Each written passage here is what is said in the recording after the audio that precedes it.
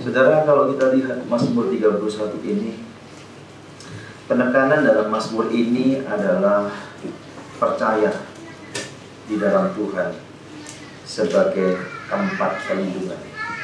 Tidak peduli sulitnya keadaan.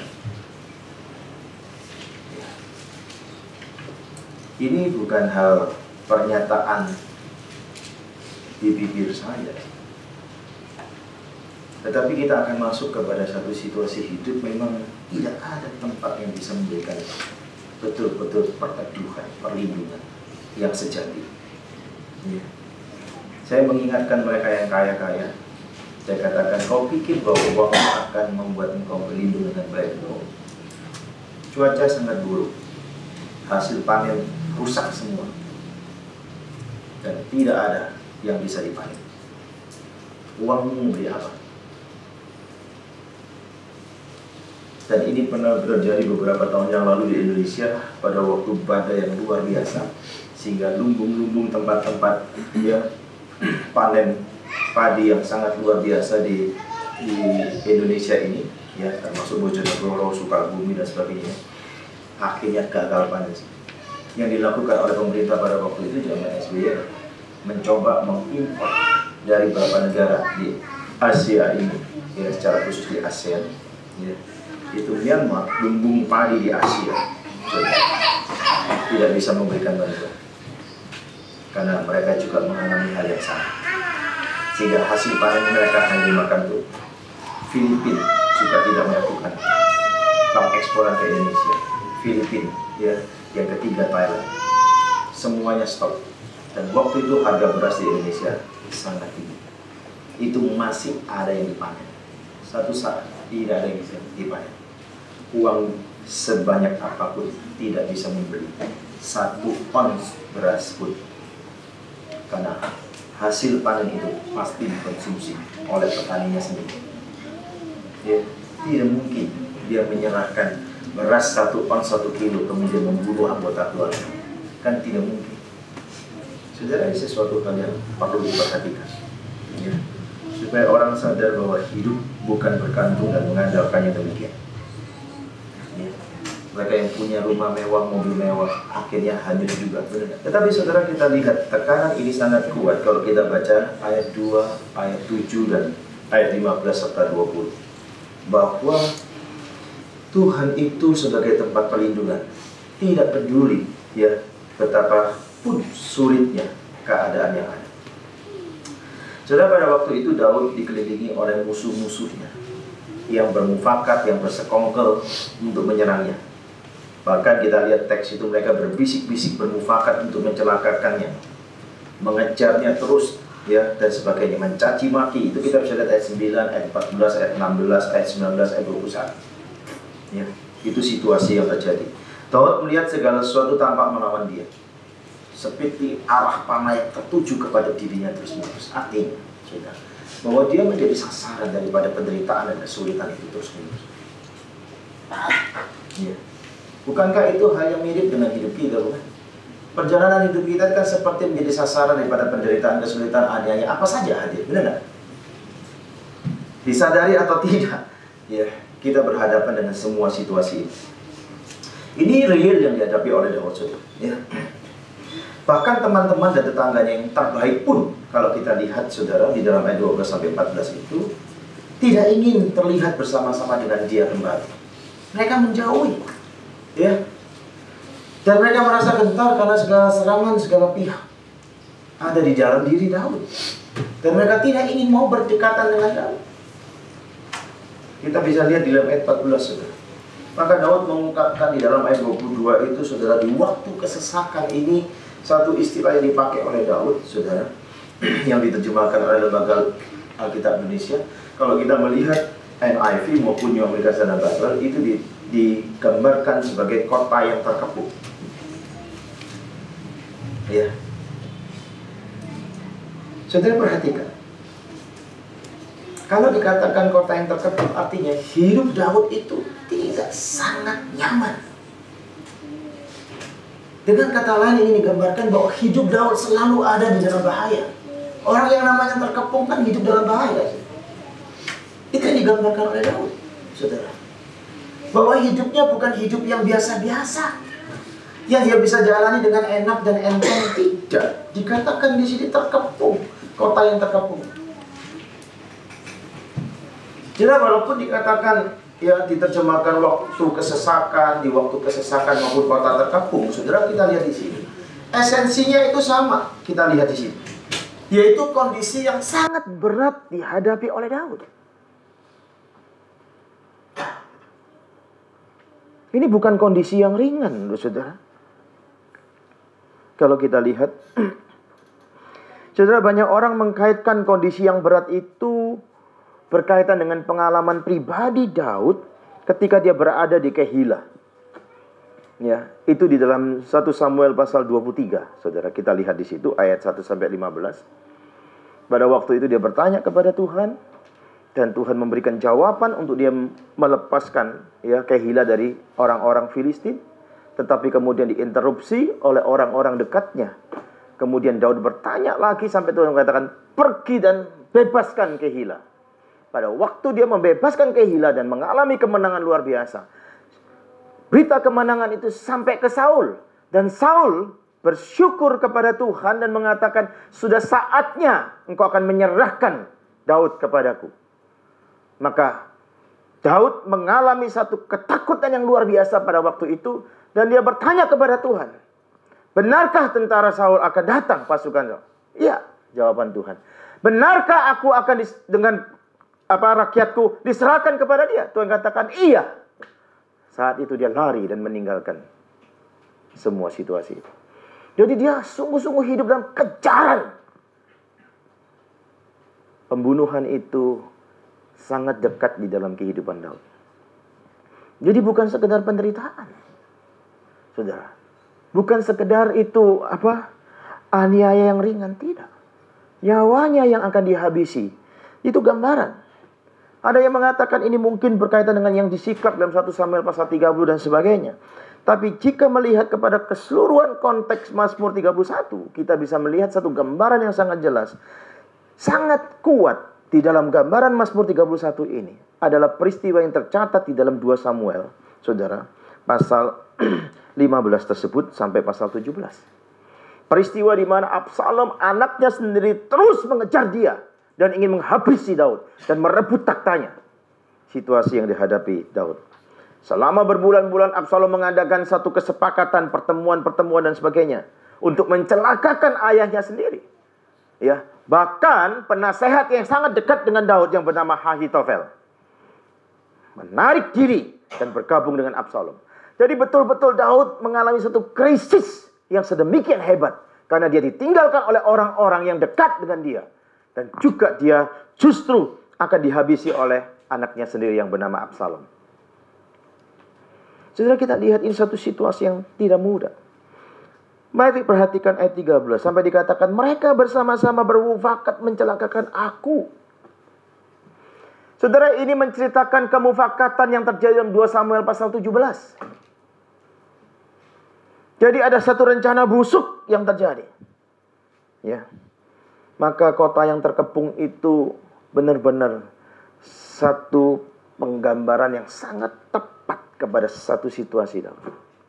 Jika kita melihat lebih jauh, saudara, setelah Daud meninggalkan Yerusalem, Daud membuat Mahanaim itu menjadi markas baru dia. Ya, itu kita lihat dalam 2 Samuel pasal 17 ayat 24 ayat 27. Tentang situasi itu, ya. Dan kota itu tidak pernah terkepung. Daud mencoba melarikan diri, ya. Saudara, di dalam Mazmur ini kita lihat ayat 22 secara khusus itu harus dimengerti secara metafora di situ. Bahwa Allah menunjukkan kasih setianya yang ajaib seolah-olah ya kita berada dalam satu kesesakan di kota yang terkepung.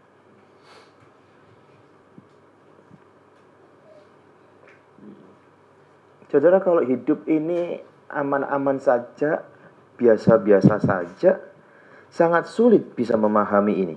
Benar nggak? Sulit sekali. Ya. Tetapi kalau kita ada di dalam satu puncak krisis hidup kita, kehadiran Allah bisa menolong menyelamatkan kita dan melepaskan kita dan memberikan kelegaan. Kata-kata kalimat ini, saudara, itu sebagai satu hal yang sangat dalam kita maknai. Sangat dalam kita hayati. Oleh sebab itu, saudara, kalau kita tidak menganggap bahwa perjalanan iman kita ini adalah satu perjalanan pertempuran, di mana sasaran-sasaran tembak tertuju kepada kita dari dunia ini, dari si jahat, dari semua lingkungan yang ada, maka kita tidak akan pernah bisa melihat dan peka akan kebaikan Allah. Kecerobohan lepas kecerobohan akan menjadi bagian hidup kita. Menggampangkan hidup dalam perjalanan menjadi bagian hidup kita. Tetapi bagi orang yang menyadari bahwa hidup dalam bahaya, dia tidak akan mungkin ceroboh. Dia akan makin meningkatkan kewaspadaannya. Dan seringkali kita lalai bahwa perjalanan hidup kita itu sepertinya biasa-biasa saja. Ya, orang alami kesulitan biasa, benar nggak? Seperti hal yang biasa. Kita lupa bahwa perjalanan iman kita adalah perjalanan yang penuh dengan berbagai macam yang digambarkan oleh Efesus pasal 6. Peperangan rohani itu hadir dalam pikiran dan hati dan keinginan kita semua, saudara. Ditarik ke sana. Apalagi dunia memberikan berbagai macam iklan-iklan yang membawa kita keluar daripada kehendak Allah. Isme-isme modern yang terus mewarnai dan menyerang pikiran kita. Anak-anak kita dan sebagainya. Anak-anak binaan kita. Semua adalah tekanan yang luar biasa. Kalau orang tidak waspada. Dan orang tidak siap. Dan orang tidak mau betul-betul meningkatkan kualitas rohaninya dengan baik, maka agak sulit. Kalau kita melihat ayat 22 ini sebagai metaforanya, saudara, bahwa Allah menunjukkan kasih setianya yang ajaib seolah-olah kita berada dalam satu situasi terkepung. Saya berada dalam satu situasi yang begitu rupa dalam kesesakan yang hebat. Ya. Maka ini akan paralel dengan ayat 20. Apa yang dikatakan 20? Alangkah limpahnya kebaikanmu yang telah kau simpan bagi orang yang takut akan engkau. Tuhan tidak akan pernah membiarkan, saudara, ya, kebaikannya itu ada dalam dirinya. Dia akan bagikan kepada orang-orang yang mengasihi dia. Tuhan tidak akan pernah menahan kebaikan hatinya. Apalagi kalau kepada anak-anak yang taat. Anak-anak yang sungguh-sungguh hidup dalam kebenaran firman-Nya. Tuhan akan membagikan kebaikan yang limpah itu, dikatakan ini. Dia simpan hanya untuk kita yang mau mencari betul-betul kehendak-Nya. Jadi jangan risau, saudara. Situasi mencekam bagaimanapun, di dalam tekanan hidup yang ada, pelayanan yang ada, sesulit apapun, yakinilah bahwa kehadiran Tuhan, kebaikan-kebaikannya akan terus mewarnai perjalanan yang sulit dalam kita mentaati kebenaran kehendak-Nya. Dan itu yang menopang kita.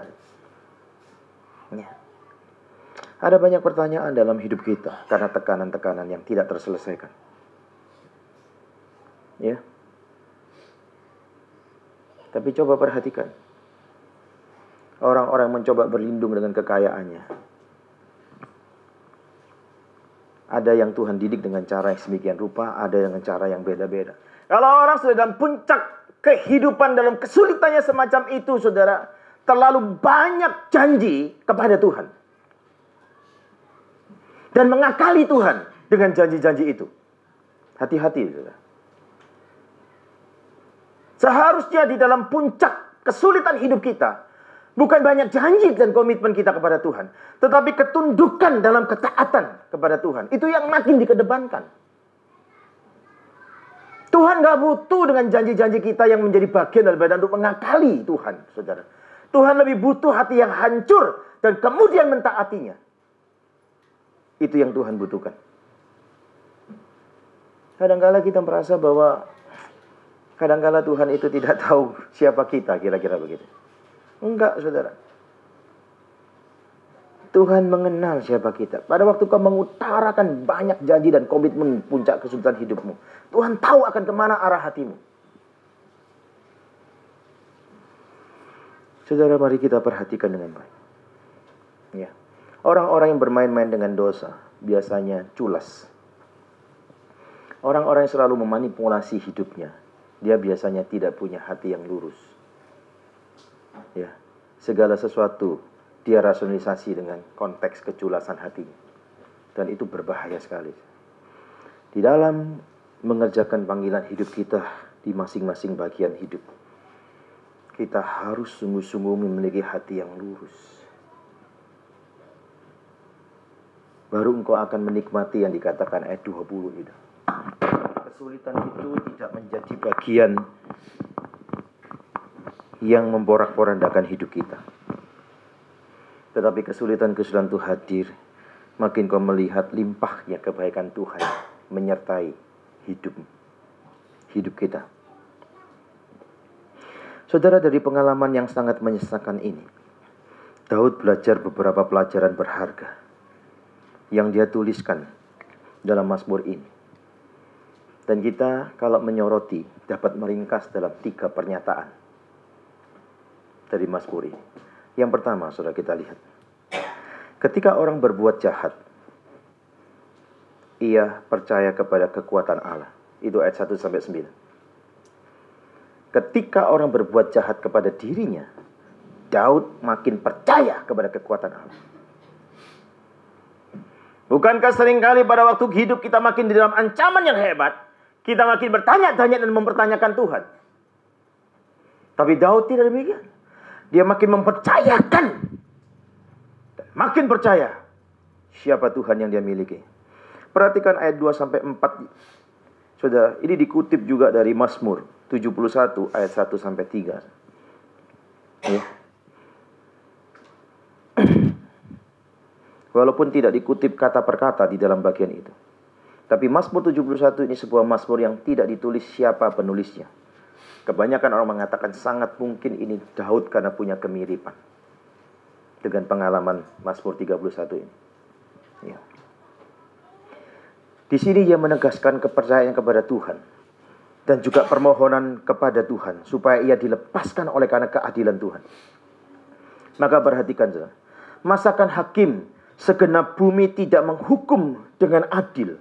Ya, itu dikemukakan juga di dalam Kejadian pasal 18 ayat 25, saudara, kalau kita lihat.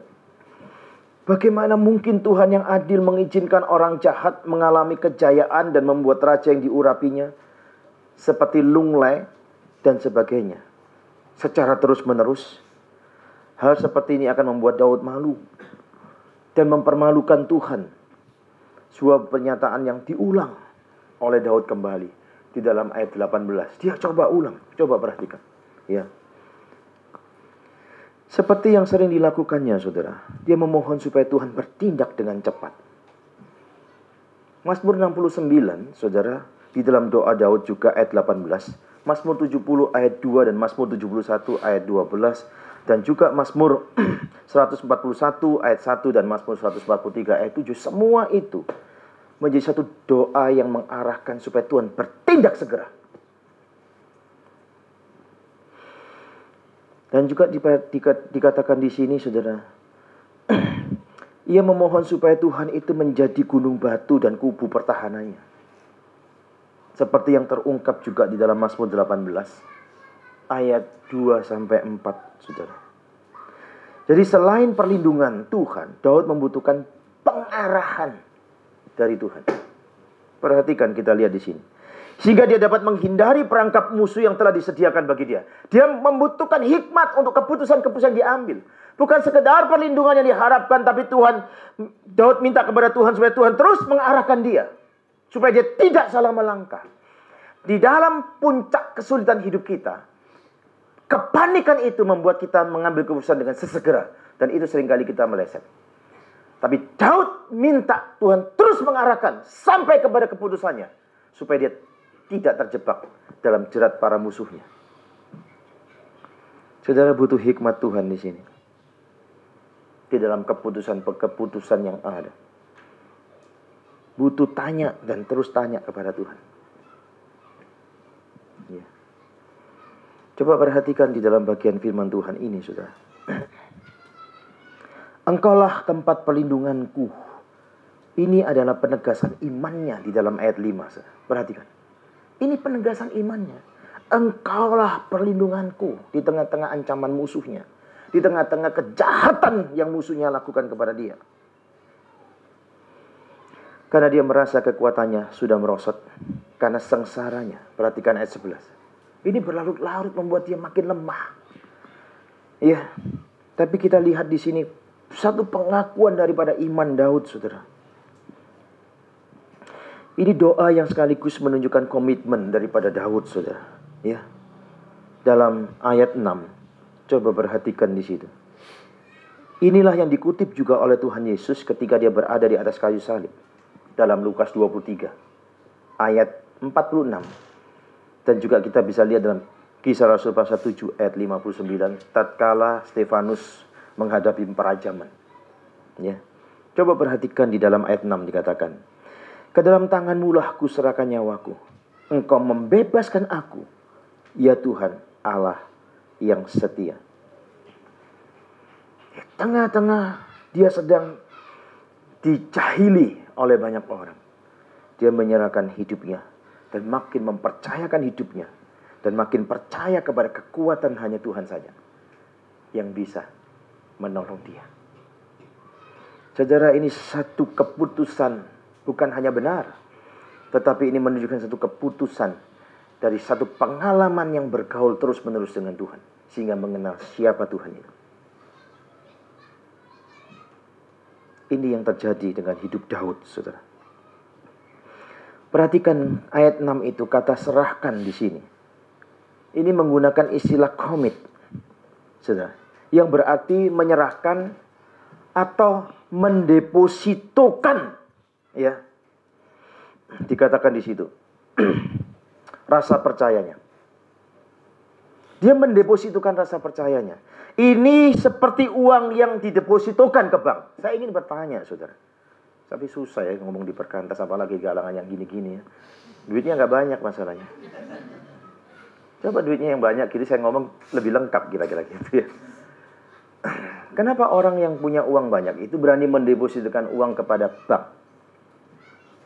Kenapa dia tidak punya kekhawatiran takut kalau banknya likuidasi?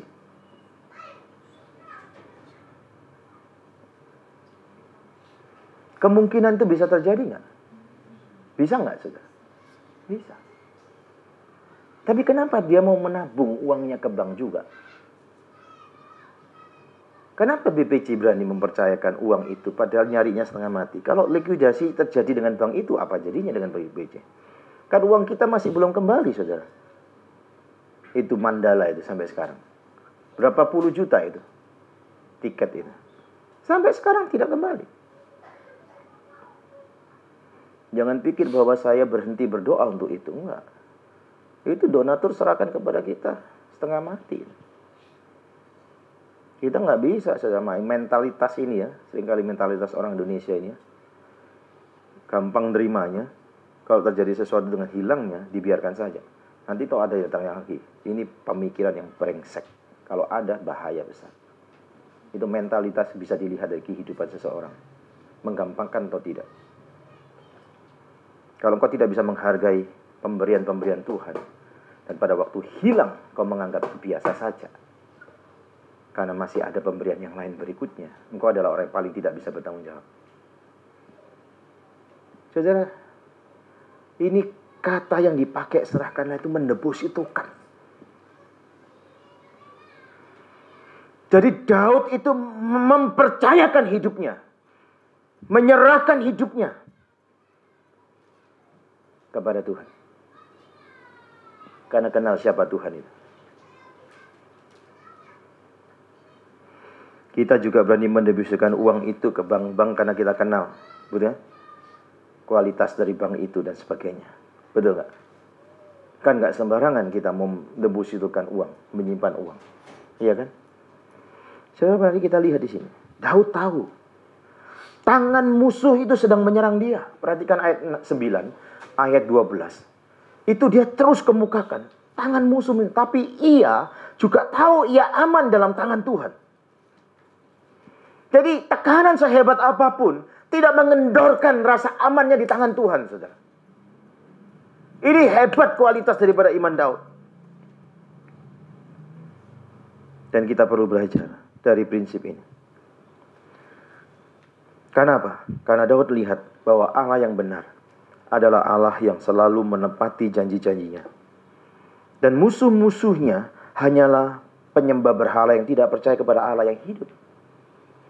Dan juga mereka pemuja berhala yang sia-sia. Perhatikan ayat 7 ini. Dia gak pernah takut. Dia punya Allah yang benar. Saudara, dalam perjalanan hidup kita kan, kita ini punya Allah yang benar gak? Kalau kita punya Allah yang benar, kita akan masuk dalam kesulitan-kesulitan. Masihkah kita percaya kepada Allah yang benar itu? Mungkin ada sederetan pertanyaan yang banyak hal yang sulit terpecahkan. Tapi biarlah kita belajar untuk berani mempercayakan hidup kepada Tuhan. Pelayanan Perkantas ini, pelayanan diwarnai dengan langkah-langkah iman. Walaupun belum tentu semua staf punya langkah iman.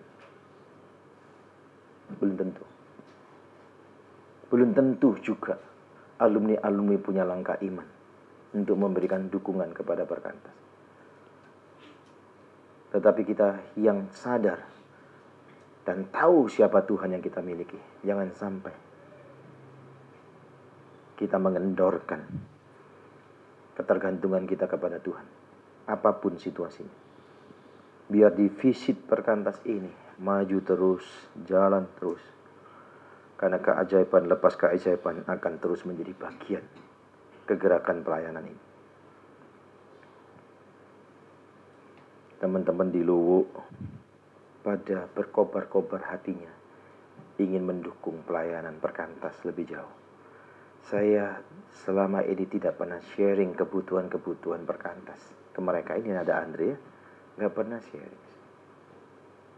Tapi kalau mereka belajar firman Tuhan, dibukakan pengertian firman Tuhan, baru mereka mencoba belajar untuk melihat. Kalau begini pelayanan ini harus didukung. Mereka berbondong-bondong. Maka saya katakan kalau alumni yang lebih dulu dibina dan punya banyak kesempatan berinteraksi dengan firman Tuhan yang saya ajarkan, tidak menyatakan komitmennya lebih jauh, saya nggak tahu. Ya. Tapi bagi saya, Tuhan menghadirkan orang-orang yang dia percayai untuk mendukung kegerakan ini sampai hari ini. Sehingga defisit sebesar apapun sampai ratusan juta sepertinya sudah membuat hati ini kebal dengan yang namanya istilah defisit. Tapi kalau kebalnya karena ada Kak Hari, wah ini iman yang kronis. Kalau sampai ada begitu. Karena tidak melihat Tuhan, itu bahaya. Saya berjumpa dengan pertolongan-pertolongan Tuhan untuk Perkantas itu adalah karena jawaban doa-doa yang dinaikkan. Bukan saya menciptakan dengan strategi berrelasi dengan orang dan memotivasi hati saya berrelasi dengan orang untuk mendukung Perkantas. Wah gawat kalau saya begitu. Saya berrelasi dengan orang bukan tujuan supaya orang jadi target saya menjadi donatur Perkantas. No. Saya terus harus menjaga hati saya yang lurus di hadapan Tuhan. Karena saya berrelasi dengan orang, membawa orang itu hidup di dalam kebenaran firman. Entah mereka mau jadi donatur Perkantas, tidak menjadi masalah. Banyak alumni-alumni kita yang pemberiannya kepada lembaga lain lebih besar daripada ke Perkantas. Karena mereka mengatakan begini, iya karena di Perkantas Kak Hari, jadi lebih mudah. Saya bilang gawat. Betul, dia ngomong langsung kepada saya. Dan itu saya sedih. Tapi saya tahu dia aktif di lembaga mana dan dia memberi lebih besar kepada lembaga itu. Dan rutin, bukan hanya besar, rutin. Saya tahu itu. Ironis bagi saya.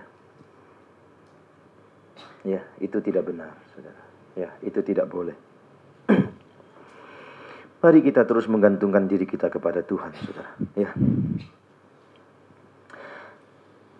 Daud mengatakan, tapi aku percaya kepada Tuhan. Perhatikan ayat 7, ayat 15. Saudara. Ya. Ini diulang 2 kali, menunjukkan apa?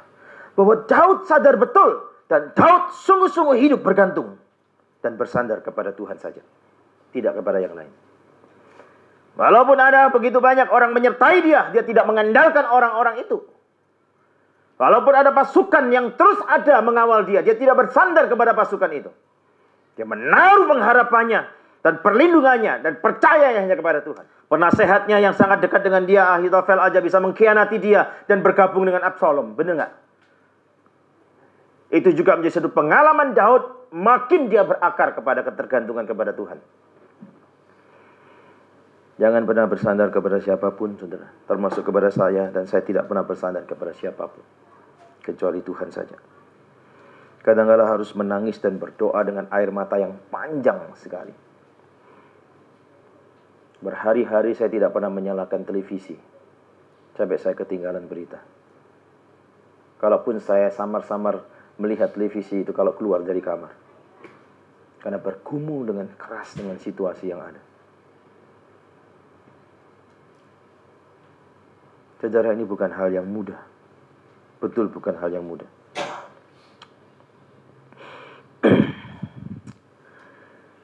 Di dalam ayat ini, saudara, ayat 7 ini, Yunus juga mengutipnya. Mereka yang berpegang teguh pada berhala kesia-siaan. Ini di dalam pengakuan dia ketika berada di dalam perut ikan besar tersebut. Yunus pasal 2 ayat 8. Ya. Saudara, di dalam segala kemurahan Tuhan, Tuhan sudah menyelamatkan Daud dari banyak tempat yang berbahaya dengan berbagai macam cara yang sangat ajaib. Dan Daud tahu dia bisa bergantung kepada Tuhan dan terus bergantung kepada Tuhan. Itu yang membuat dia bisa bersuka cita, dan itu dia bisa melihat kemurahan hati Allah yang luar biasa. Ini seperti di masa lalu Tuhan sudah menyelamatkannya dari tempat yang terkepung, yang sempit, ya, dan menegakkan kakinya di tempat yang lapang. Perhatikan ayat 9 dikatakan. Ya. Juga kita bisa lihat dalam Mazmur pasal 18 ayat 20 dan seterusnya, saudara.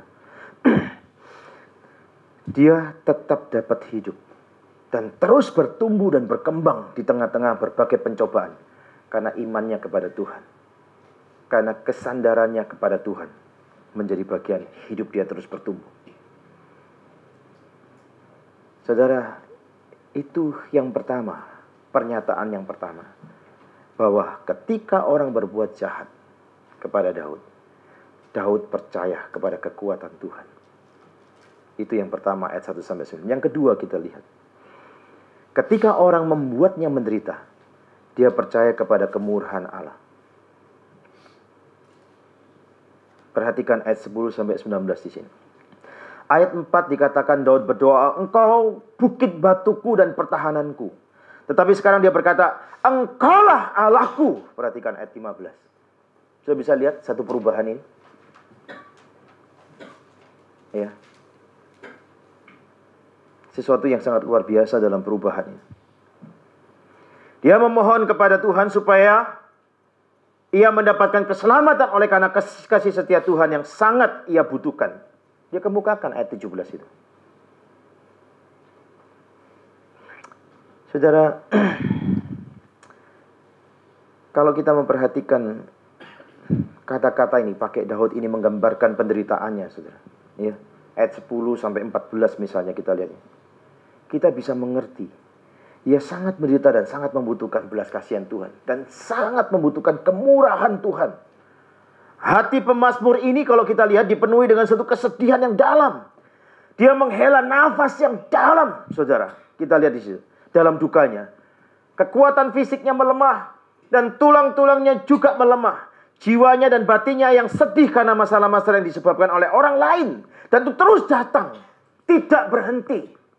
Dan itu datang untuk mengancam nyawanya. Bukan sekedar hadir mempersulit hidupnya. Tapi sudah kepada ancaman kepada nyawanya, saudara. Kita lihat di dalam konteks ini. Ketika dia menyelidiki hatinya dan menemukan dosa di sana, dia mengaku dosa di hadapan Tuhan. seiring dengan penderitaan fisik dan batinnya, saudara. Ya, karena perlakuan orang lain terhadap dia. Perhatikan ayat 12 sampai 14. Terbersit juga di dalamnya musuh-musuh yang menyebarkan fitnah tentang dirinya. Dan juga mereka yang mendengar berita fitnah itu mempercayai begitu saja. Bayangin. Daud difitnah. Orang-orang yang menyebar fitnah itu dengan gampangnya. Dan orang-orang yang menerima berita fitnah itu dengan mudah untuk mempercayai tentang apa yang terjadi dengan hidup Daud tersebut. Berita bohong ini menyebar dengan cepat. Dikatakan tetangga dan kenalan-kenalan Daud mendengar dan percaya berita ini. Itu dikemukakan, saudara. Ya, bahkan kenalan-kenalannya itu menghindarinya. Ketika mereka melihat dia datang. Saudara, siapa yang suka terlihat berbicara dengan orang jahat? Mereka pasti menghindar. Pada waktu fitnah bahwa Daud itu jahat macam-macam dan terjadi, saudara, kita lihat. Daud menjadi seperti orang mati yang dilupakan. Dan seperti sebagian atau bagian daripada keramik yang pecah, dikatakan, yang tidak berguna lagi. Gambaran dia. Coba perhatikan dengan baik gambaran-gambaran yang dipakai oleh Daud di sini. Jadi seperti tidak ada gunanya lagi. Setelah kita lihat yang terjadi. Ya. Saudara, kita lihat, tidak membutuhkan waktu yang lama untuk memunculkan perbantahan lidah. Itu dikemukakan juga, saudara. Kalau kita lihat ayat 21. Yang meracuni bangsa Israel dan mempersiapkan jalan bagi Absalom untuk mengambil alih pemerintahannya. Ya. Bayangkan, anaknya sendiri kan menyebar begitu banyak fitnah, saudara. Ini yang terjadi dengan Daud, saudara. Segala kebaikan, segala yang dia lakukan dengan benar, itu semua seperti ditutup dengan fitnah, penuh.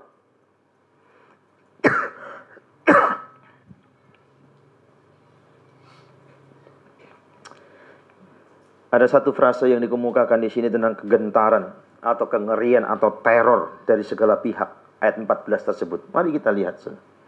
Sebab aku mendengar banyak orang berbisik-bisik. Ini teror fitnah yang terjadi. Ada kegentaran dari segala pihak.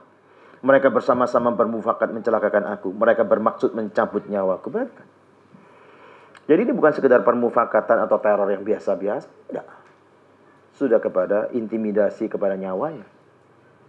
Ya.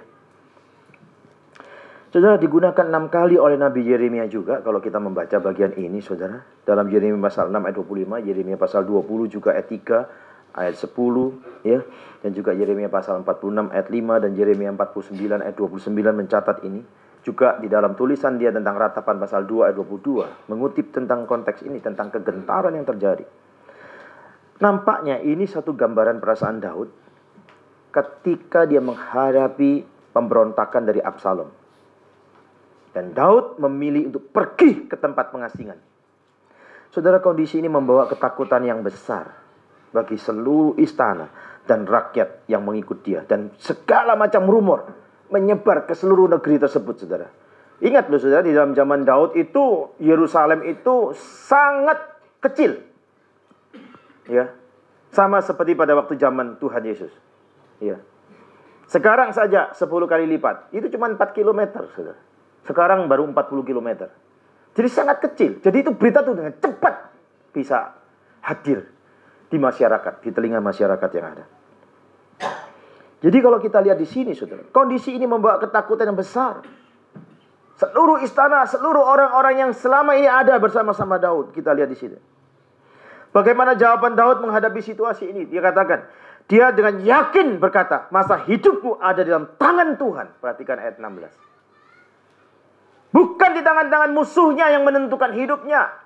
Ya, bukan di tangan-tangan orang yang sedang melakukan teror kepada dia, bukan, tapi Tuhan.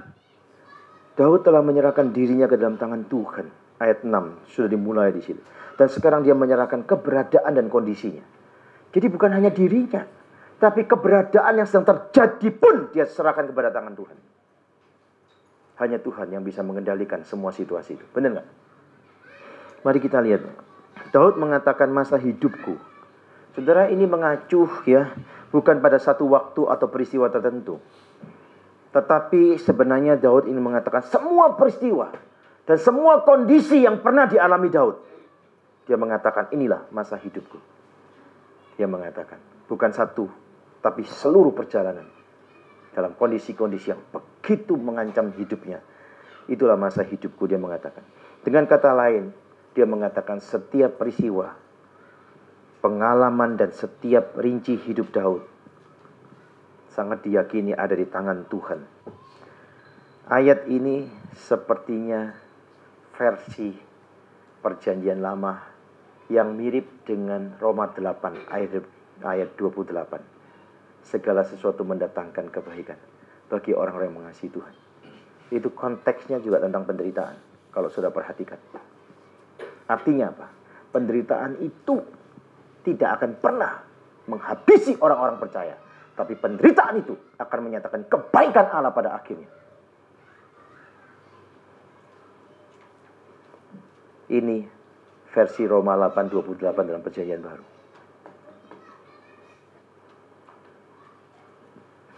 Daud percaya bahwa Tuhan memberikan terang di tengah-tengah kegelapan. Ya. Daud sangat percaya itu. Dan kebenaran di dalam lautan kebohongan yang melanda rakyat karena teror, isu, fitnah dan sebagainya itu.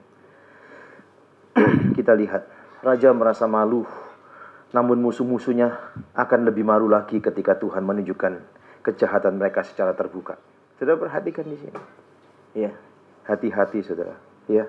Kalau engkau melakukan kejahatan kepada orang lain, satu saat kejahatan akan dibuka jauh lebih seperti yang terjadi di sini. Ya. Maka pada waktu orang melakukan kejahatan kepada engkau, seperti Daud, engkau makin mempercayakan hidupmu kepada Tuhan. Yang kedua, engkau makin membutuhkan kemurahan hati Tuhan. Ya. Yang ketiga, ketika orang melihat kemenangannya, dia memuliakan Allah. Perhatikan ayat 20-25. Kalau kita lihat dalam Bilangan pasal 6 ayat 22-27, khususnya ayat 24 yang sangat terkenal, Tuhan menghadapkan wajahnya kepada Daud. Saudara, kita lihat, meskipun dia dididik dengan sangat keras oleh Tuhan, ya, ia tidak ditinggalkan. Ya. Daud tahu bahwa Tuhan sudah melimpahkan kebaikan dalam seluruh perjalanan hidupnya. Perhatikan, di dalam Mazmur 21 ayat 3 juga begitu. Ya. Dan kasih setia yang tidak akan pernah gagal. Kasih setia Tuhan tidak akan pernah gagal. Saudara tahu bagaimana jerapah itu melatih anak-anaknya supaya kuat. Kan dia tinggi, kakinya yang kurus kecil itu bagaimana bisa lari cepat dan kuat. Saudara tahu bagaimana caranya? Anak jerapah itu begitu lahir, saudara, dia mencoba belajar berdiri, tendang sama bapaknya. Dia belajar lagi, tendang supaya kakinya kuat, kokoh. Kalau kita lihat, sadis banget ini ibu kandungnya, bener nggak? Ibu tirinya aja belum tentu begitu, kira-kira. Iya kan? Orang nggak ngerti. Tapi itulah cara jerapah melatih anak-anaknya bisa kuat kakinya, kokoh, dan bisa lari dengan cepat. Coba tahu? Tuhan kerap kali mendidik kita seperti jerapah mendidik anaknya.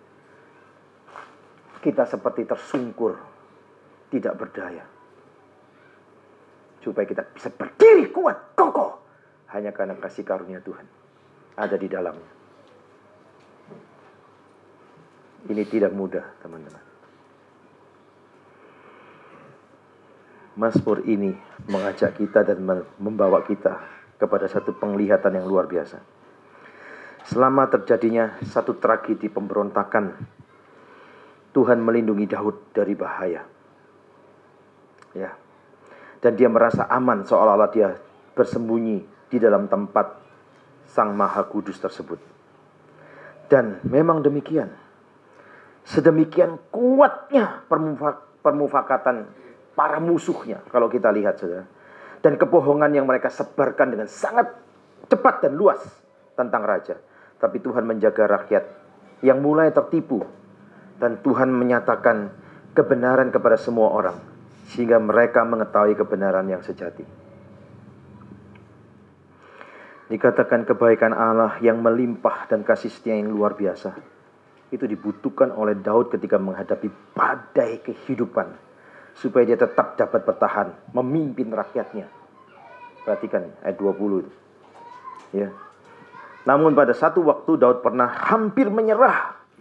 Dia berkata, aku menyangka dalam kebingunganku, aku telah terbuang dari hadapan Tuhan. Perhatikan ayat 23. Dia hampir saja. Maka pentingnya, saudara, Daud bukan hanya minta perlindungannya dari Tuhan, tapi dia minta pengarahan daripada Tuhan, supaya langkah-langkahnya itu tidak mencurigai Tuhan dan berprasangka kepada Tuhan, tapi bisa mewaspadai setiap langkah daripada musuhnya. Dan hikmat Allah ada di dalam keputusan dia. Saudara, ini sangat tidak mudah. Sangat tidak mudah. Sesungguhnya bukan musuh-musuhnya yang membuat takut, tapi ketika dia ditinggalkan dan dibuang oleh Tuhan, yang dia sangat percayai, yang dia layani selama ini, itulah ketakutan Daud.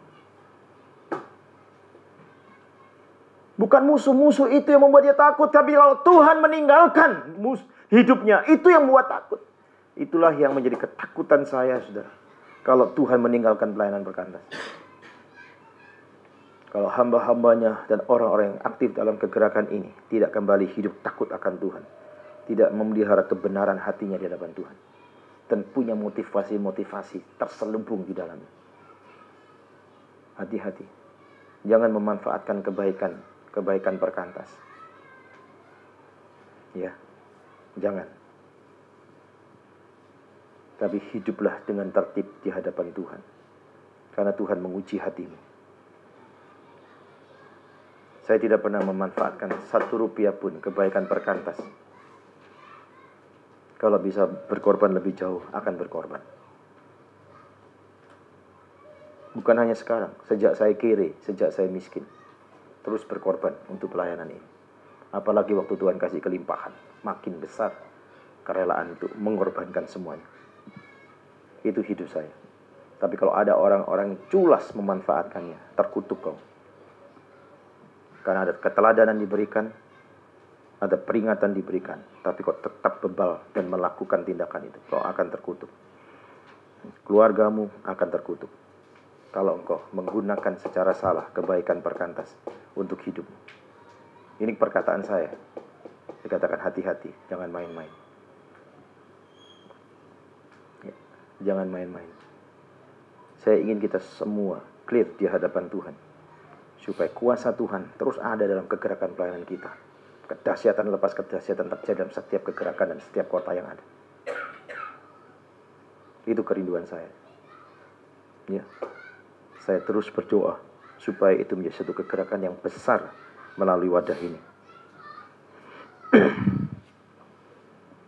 Jadi bukan para musuh itu yang membuat Daud takut, tetapi dia takut kalau Tuhan meninggalkan hidupnya. Saudara, musuh-musuh itu bukan ancaman dalam hidup Daud, sejauh Daud terus bisa berpaut kepada Tuhan. Tanpa musuh itu pun, kalau hatinya sudah tidak berpaut kepada Tuhan, itu ancaman yang paling lebih serius lagi. Sama dengan hidup kita. Fasilitas-fasilitas hidup yang kau dapatkan, kalau itu menjadi tempat yang membuat engkau nyaman, ya, dan kau tidak merasa terancam oleh apapun juga, karena rasa nyaman itu. Saya katakan, hati-hati. Kalau engkau sudah keluar di luar kehendak Tuhan, rel kehendak Tuhan itu, maka itu posisi yang paling tidak aman untuk hidup. Walaupun kau punya posisi yang bagus, engkau punya banyak uang, tapi kalau kau berjalan di luar rel kehendak Tuhan, Tuhan akan memberesi hidupmu. Dan itu tidak ada kekuatan yang bisa melindungi kita. Kekuatan Tuhan saja yang memungkinkan kita. Yang terakhir, saudara, dalam bagian ini kita lihat, ketika peristiwa pemberontakan yang mengerikan itu telah berlalu, Daud menyatakan kepada semua orang di dalam ayat 24-25, kasihilah Tuhan, kasihilah Yahweh.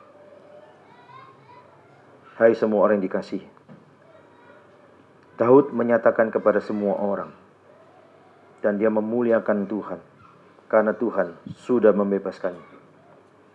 Daud menulisnya tentang imannya di dalam Tuhan, saudara. Ayat 2, ayat 7 kita lihat, ayat 15, ayat 20. Dan pada bagian dia mendorong bangsanya untuk kembali mengasihi Tuhan, menaruh pengharapannya hanya kepada Tuhan. Iman, pengharapan, dan kasih harus selalu berjalan bersama. Bukankah itu juga dinyatakan oleh Paulus dalam 1 Korintus 13 ayat 13? Ya. Keberanian dan kekuatan yang kita butuhkan itu disediakan oleh Tuhan bagi setiap kita saat kita mengalami semua tekanan hidup dan pencobaan hidup. Jika kita menaruh iman kita kepada Tuhan, maka kita bisa memperoleh keberanian dan kekuatan itu terus hadir di tengah-tengah situasi yang tidak menguntungkan hidup kita, yang menekan kita, apapun situasinya. Ya. Mari kita pastikan bahwa kita memuliakan Tuhan senantiasa. Mari kita pastikan bahwa di segala situasi, terutama ketika kita mendapatkan kemenangan, kita tetap memuliakan Tuhan. Pada waktu tekanan datang, kita cari Tuhan. Pada waktu kelegaan Tuhan berikan, jangan sampai kita melupakan Tuhan. Itu berbahaya untuk hidup kita. Pada waktu dalam kesulitan, engkau cari Tuhan. Tuhan berkati, Tuhan tolong, Tuhan sejahterakan hidupmu. 10 tahun yang lalu kau kiri, 15 tahun yang lalu kau bukan apa-apa. Sekarang Tuhan berkati dan pelihara hidupmu. Jangan sampai kau mengabaikan Tuhan dan hidup sembrono dan seenaknya saja. Tidak bisa. Ya. Dan kau harus belajar bagaimana hidup makin berkenan kepada Tuhan.